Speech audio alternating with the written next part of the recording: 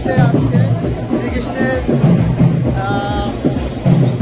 5252তম জন্মদিন। সুন্দর র্যালির অনুষ্ঠান হচ্ছে। তো এটাকে আছে র্যালি উত্তরমঙ্গল শোভাযাত্রা বলা হচ্ছে।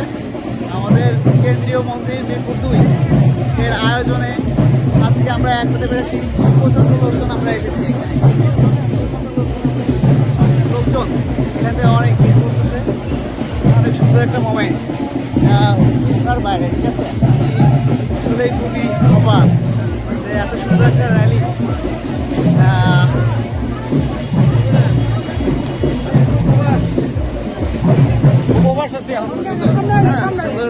র্যালি আছে এখানে।